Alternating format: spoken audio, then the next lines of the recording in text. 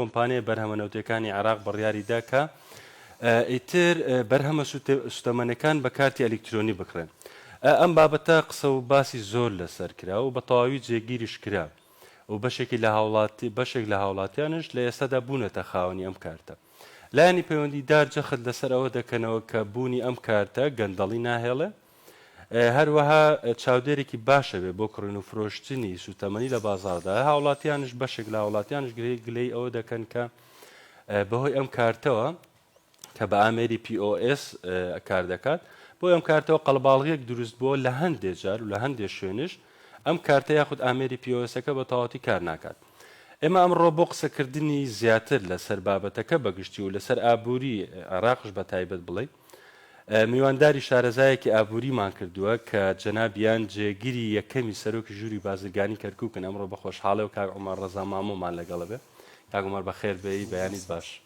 بانتان باش، بەیانی بینەرانی کەناڵی کەرکووک باش، هەروە پیرۆز بای مانگی ڕەمەزانی پیرۆز لە هەموو هاوڵاتیان و کەرکووکەکان دەکەم. هیوادارم بەلەش ساغیەوە ئەم مانگە پیرۆزە بەڕێ بکەین. زۆر سپاسۆتۆ.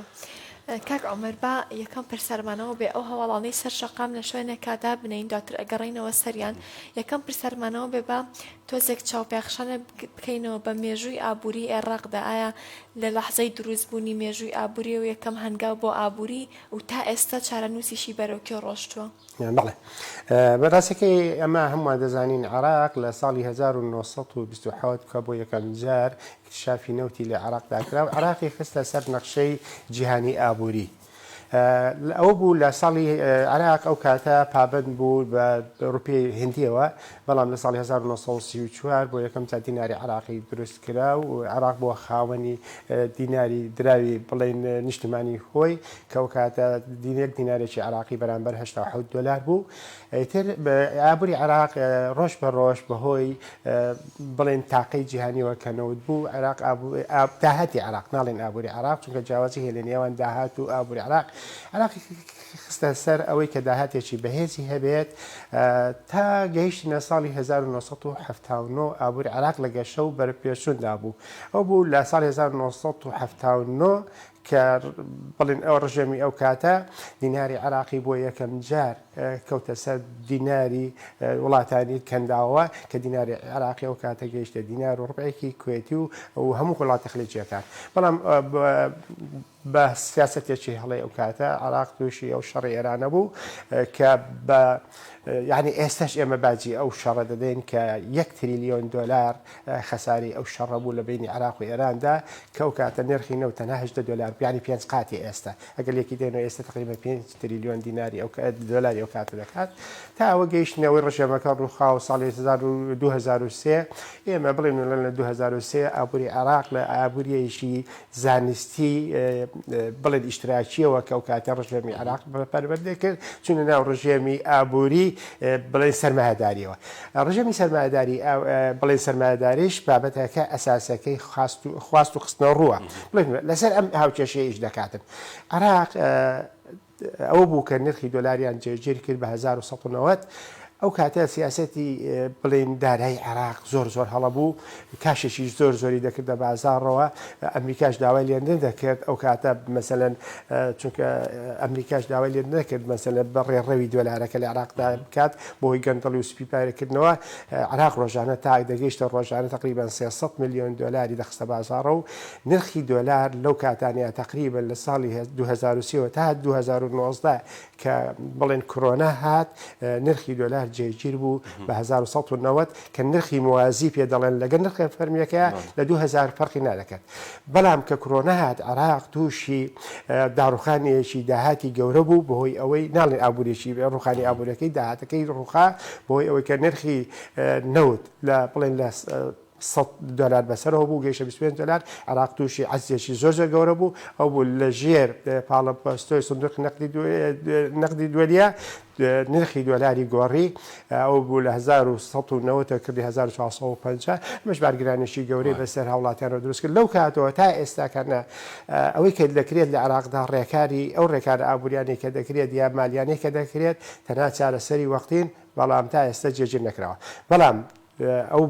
عێراق ئێستاکانە بڵێن ڕێکەوتنیی هەیە لەگەڵ عێراقدا داوای لێکرد تەواو چونکە ئەمریکا سیاسەتێکی هەیە یا بڵێن نظامێکی هەیە یا بڵێن کە ڕێڕەوی دۆلارەکەی پەیوەستە بە سیاسەتی بڵێن ئاسایشی وڵاتەکەیەوە لەبەر داوای لە عێراق کرد تەواو ئەبێ عێراق کەسێتە ئەو نیزامی کە پێی دەڵێ سەکۆی ئەلکترۆنی بۆ هاوردەکردنی هەموو کەلوپەلەکاران کە کێشەی تێدا نیە ئەبێ لە ڕێڕەوێکی ئەلکترۆنی دیاری بکرێت کە ئەو دۆلارە چۆن ئاڵوگۆڕ و ڕێڕەوەکەی دیاری دەکرێت. بەڵێکا عومەر لە قسەکانتە زۆر تاکیدت لەسەر ئەوە کردەوە کە جیاوازی هەیە لە نێوان داهات و ئابووری عێراق بڵین. داهاتی عێراق چییە و ئابووری عێراق چییانێک؟ بەڵێ هەمووان دەزانین عێراق خاوەنی داهاتێکی بەهێزە کە مانگانە ئێمە ئەگەر نرخی نەوت لە 85 دلار بەسەرەوە بێت لەگەر نەوتی هەرێمە تقریبا داهاتەکەی دەکاتە 10 میلیارد دلار. بەڵام جیاوازەکەی کەەوە من باسم کرد ئەوەیە کە عێراق خاوەن ئابووریکی بەهێز نییە چونکە جیاوازەکەی داهاتی بەهێزبانەیە بەڵام ئابووری بەهێزمان نییە. بۆچی؟ چونکە ئابووری بەهێز ئەوەیە کە تۆ بتوانی ڕێژەی ئینتاجی ناوخۆ بەرزەکەیتەوە و ڕێژەی هەناردە بنیتە دەرەوە بۆی تەنها ئەتیمادت لەسەر بڵێن داهاتەکە لە ڕێگای نەوتەوە نەبێت بەڵکو هەناردەکردنیشتی تر دەبێت یا عقلیشی وڵاتەکە لە ڕووی بەرهەمێنانەوە بگەیت ئاستی ئیکتیفای ذاتی کە پێدەگرێت یاخۆ بژێوی بکاتە. عێراق لەبەرەوە جیاوازە ڕووی ئابوووریەکە بڵێن داهات جیاوازە لە ڕووی ئابووری چونکە عێراق تا بڵێ بەهێزترین ئابووری جیهانی هەیە ئەمڕۆ و بەڵام گەورەترین داهاتی بەهێزی هەیە لە ڕووی. کاک عومەر ئەو تەحەدیانە یاخود ئەو کێشە و گرفتانەی کە لە بەردەم ئابووری عێراقان چین کە نەیهێشتۆ تا ئێستا ئابووریەکی بەهێزی هەبێت. بەڵێ ئێمە بەڕاستیەکەی لەبەر ئەوەی وڵاتێکی هەناردەکارین بە ڕێژەی لە 1995 بۆ 90 ئەمە وا لەگای عێراق هەمیشە لەژێر داهاتێکی بەهێز ئابێت نەک ئابووریی بەهێزیش بێت چونکە نرخی نەوت لە ڕووی لە جیهاندا ئەمە هیچێکە لەوانەیە کە عێراق ناتوانێت دیاری بکاتن کە عێراق نەوت بە چەندە. ئەمە هیچە لە تەحەدیەکانە. تەحەدیەکی تێمان هەیە عێراق کە ناتوانێت مەسەڵەن ئەو داهاتێ بەهێزی کاشێتی کە دەستی بکەوێت اتفاقیەکی هەیە لەگەڵ ئەمریکایە داهاتی نەوت لە 2003 بە پێی اتفاقیە ئەچێتە خەزانی وەزاری ئەمریکیەوە لەوێ دەگەڕێتەوە بۆی هەر کێشەیەکی سیاسی یا عسکەری لەگەڵ ئەمریکادا ڕوبەڕوو بینەوە ئەو داهاتەی کە هی خۆشمانە کاتێتەوە نانەوە جارێکی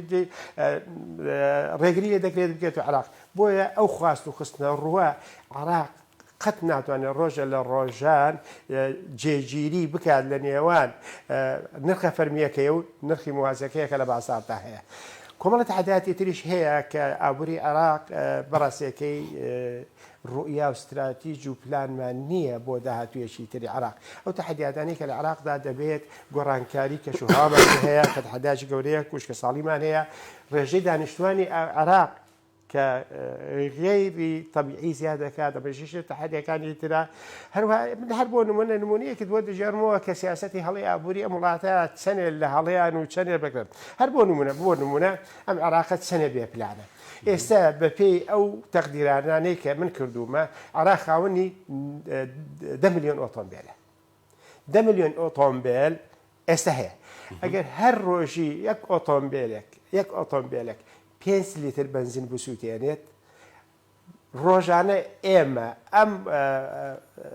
زەرەری کە لە عێراق دەکەوێت نزیکی 50 میلیارد دیاری عێراقیە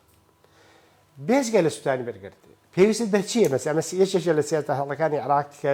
درکی پێ نەکردو یا داتوان مەسەڵەن تەنەووسی ژینگەت بۆ پیسەکات بەپێی ستاندەراتی عالەمی لە ناو شار نەخشەی ناو شار هەر ئۆتۆمبیلێک پێویستی بە 50 متر دووجایە ئەو خەرباڵەکەیت بۆ دروست کردووە ژنگێت بۆ پیس دەکات ئەو هەموو ڕووداوە ئەو دواوەرت بۆ دروست دەکاتن. ئەمە ئەگەر ڕووی استراتیژیەکی پلانی عێراقمان هەبێتن چارەسەرەکەی زۆر ئاسانە. چارەسەرەکەی ئەوەیە مەسەڵەن کەرتی گواستنەوەی گشتی زیاد بکەیت چونکە ئێستا بەپێ 2 میلیۆنێکی هەمانە 2 میلیۆن ئۆتۆمبیلە هەر وڵاتێک تقریبا 40 کەس ئۆتۆمبیلێکی بەرەکەوێتن کە لە 180 مناڵن کە بڵێن ئۆتۆمبیل ناتوان لێ بخورن کاوا بوو تقریبا هەر 12 کەس و ئۆتۆمبیلێکیان بەرەکەوێت. ئەم ڕێژەیە لە هیچ شێوەیەکی دنیادا نییە. ئێمە من بۆ خۆم بەچای کە چوومەتە سڵینم بینیوە ملیار و نیوە خەڵکن بڕواکە ئەو قەرەباڵگوستی حەمیل لەسەر شەقامەکانی ئێمە ئەیبینین لەو سینەنی لە ساعت 8ەوە بۆ 4 ئێوارە هەموو خەڵک لەسەر کاری کارەکەی دابینکردنی ئەو ئامێرە بڵێن گواستنەوە گشتیەکان بڵێ ئەوە ێشێژە لە چارەسەرەکانی ئەمە ئێساکانە تۆ هەر عینێکی عشوایی وەرگری یا بڵێ ڕەندەم بێک وەرگرە بەیانە بڕۆ سەر جسرەکە یا هەر شوێنێکی تراوسەر دەبینین زۆر یعنی زۆربەی ئۆتۆمبیلەکان کەسی یادوانی تیا و حەقی خۆشێتی بۆ گواستنەوە بەکاردێنە کا خەرباڵکێکی زۆر دروست پرسیارێکی تر هەیە کە عومەر هەرێک جایی لەسەر بابەتیانە گشتیانە قسە بکەین کە پەیوەستە بە ژیانی تاک بە تاچی کۆمەلگاوە ئەوش ئەوەیە کە بۆچی نرخی دۆلار لە ئێستا جێگیر نابێت بۆچی عێراق ناتوانێت کە نرخی دۆلار وەکو دوسێ ساڵ بەر لە ئێستا بە شێوەیەکی تەواو سابتی کانی لە ژمارەیەک ڕۆژێک زۆر بەرزە ڕۆژێک دابەزێ ڕۆژێک زۆر زۆر بەرزترە بێتەوە هۆکارەکەی چیان با بڵێ وەکو باسم کرد عێراق لەبەر دوو هۆکار ناتوانێت جێگیری ئەو دوو نرخەکان نرخە فەرمیەکەی لەگەڵ نرخی موازی بازارتە یەکێک لە هۆکارەکان ئەوەیە بەهۆی پاڵەپۆستۆی ئەمریکاوە عێراقی پابند کرد کە کاش لە بازاردا بە بازرگان نەفرۆشێت جارێکی تر تەنها بۆ هاوردەکردن بەکاربێت ئەوش ڕێکارەکانی دوور دوێژە ئەمە وای کرد کە خواستن و خستنە ڕوو تەوازنەکەی تێک بچێتە نەمەیەکێکە لە هۆکارەکان هۆکارێکی تری ئەوەیە کەەوە عێراق بەڕێکار بابەتەکان لەوێ چارەسەرکات یعنی ئەمڕۆ کە ژیرگرفتێکی هەیە ڕێکارێک لە وەزارەتەوە دەرەچێت ڕێکارێکی گشتگیر نییە بۆ ماوەیەکی دوور درێژ دەوێت چارەکات باکە عێراقیش ئەمریکا کە ئەم بابەتی دەرکرد مەبەستی ئەو بوو کە بینی ناتەوازنێکی زۆر زۆر هەیە لە ڕووی حەجمی هاوردەکردن و لە ڕووی دۆلار عێراقی کاتە بازارەوە لەبەرەوە عێراقی پابند کرد لە ڕێگای ڕێڕەوی دۆلارەکەەوە ئەلکترۆنی بکرێت ئەمە یەکێکە لە هەرە بابەتە گرنگیان کە عێراق ناتوانێت خواستن و خستنە ڕوو لە بازاردا جێگیر بکات بابەتێکی تریشمان هەیە کە تا ئێستاکانە عێراق وەکوت مخاوەنی داهاتێکی بەهێزە خەڵک بڵێ باگراوندێکی سەخافی وای هەیە حەسی لێ مەسەلەن بەکاش تعامل بکاتن ئەمەش طبعاً ئەکید خواز لەسەر دۆلار زیاد دەکاتن سەخافەتێکی ترمان هەیە ئێمە عێراق ئێستا هەندێک ڕێکاری کردوتە بەر بۆ چارەسەرکردنی ئەم بابەتە تەنها داواکاری و خواز لەسەر دۆلار نەبێت لە وڵاتەی کە هاوردە دەکەیت کۆمەڵێ دراوی تری دیاری کردووە بۆ ئەوەی کە ئێمە عێراق خۆ دەزانین لە سینن کە دەرەجەیەک ئێمە هاوردە دەکەین هێندە تورکایە ئێرانە وڵاتانی ئەوروپایە بۆ لە هەر وڵاتێکەوەی تر داوای کرد بۆ ئەوی خواز لەسەر دۆلار کەمەوە بێت ئەوەی دیاری کرد ئەتوانین لە وڵاتە بەدراوی ئەو وڵاتە تۆ هاوردە بکەیت بۆ ئەوەی حدێک یا بڵێن جێگیری بکات لە ئاستی خواست بۆ دۆلار بکاتن لەبەرەوە ئەمەش یەکێکە لە ڕێکارەکانی تر ڕێکارەکانی تر ئەوەیە کەەوە ئێستا بازرگانی بچووکیش ئێمە کوژووری بازرگانی کەرکک ڕێگەمان پێدراوە لەگەڵ وەزارەتی بازرگانیە پێدەوترێ کۆمپانیای بچووک شەریکاتە مستەخەرە لەلای ئێمە ئیجازەکەی دەرەچێت ئەو کەسش ئەتوانێت بە نرخە فەرمیەکە دۆلار دەست بکەی و هاوردە بکرێت چونکە تەنها لەمە پێش فتراتی پێش و تەنها بازرگان گەورەکان دەیانتوانی هاوردە بکەن بەڵام ئێستا ئەتوانێت بچووکەکانش ئەمانە هەموو ڕێکارن بۆ ئەوەی بتوانین جێگیری بکەن لە نێوان خواست و خستنە ڕووە دڵنیام ئەگەر وە سیاسەتێکی تری عێراقیش ئەمڕۆکە زۆر زۆر باشە ئەوەیە کە سیاسەتی بەدیارکردنی بازاڕی هەیە ئەم سیاسەتی بەدیارکردنی بازارش هۆکارێکی ترە بۆ کەمکردنەوەی خواز لەسەر دۆلار ئێستا تقریبا تا ڕادێک زۆربەی مامەڵەکان کراوە بە دینارکردنی بازار لە کۆتایی ئەم ساڵ تا کۆتایی ساڵ دڵنیام ئەگەر ئەم ڕێکارانەی وەزاری مالی عێراقی بەڵێن سابت بن لەسەری دڵنیام تا کۆتایی ساڵ بە ڕێژەیەکی باش خواست لەسەر دۆلار کە ببێتەوە ئەوە تاوان زۆر زۆر باشە چونکە وەکو وەزین هەموو کاڵایەک دەتە ناو عێراقەوە بە دۆلار دێ و بە نرخی دۆلارش ئەخڵمەندە ئەنجا کە بکرێتە دینار بێگومان لە سوود و خواست لەسەر دۆلار بەڵێ بابەتێکی تر هەیە کە ئەوش وەکوتمان لە سەرەتای بەرنامەکە باسمان کرد کە ئەمەر بابەتی کارتی ئەلکترۆنیە کە ماوەیەکە قسە و باسی لەسەرەکرێ ئەگەر پێمان بڵێ ئامانج لە دروستکردنی کارتی ئەلکترۆنی چییە؟ بێگومان یەکێ لە ڕێکارەکانی کەوا حکوومەتی عێراق لە وەزاری مالیەوە دەرەچێت بە ئەلکترۆنیکردنی ئاڵوگۆڕە کڕین و فرۆشتن نەک تەنها لە ڕێگای بڵێن پێدانی مستحقاتی حکوومەت بە ئەلکترۆنی بکرێت ناو بازاڕیشدا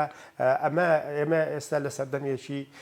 زۆر بەرزی بەکارهێنانی تەکنۆلۆژیان بەداخۆی عراق ئێستا تا ئێستاکان لە سیاسەتی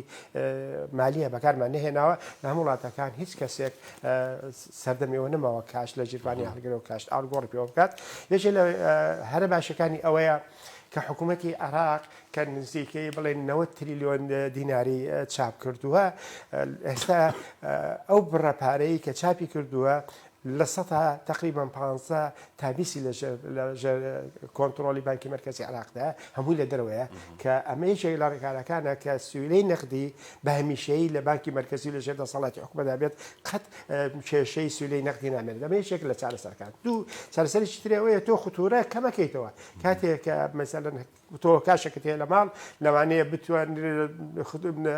ڕێژەی خوتورە کە دێتە سەر ئەو پارەیە بۆ تۆ ڕاستە لای تۆیە بۆ تۆ بەڵام ئەخیرەن هەری حکوومەتە ئەوەش یەکێکە لە ڕێکارەکانی تر دوو ڕێگریە لە گەندەڵیکردن تۆ بسەبت ئەو پارەی کەوا پێویستە لە پێدانە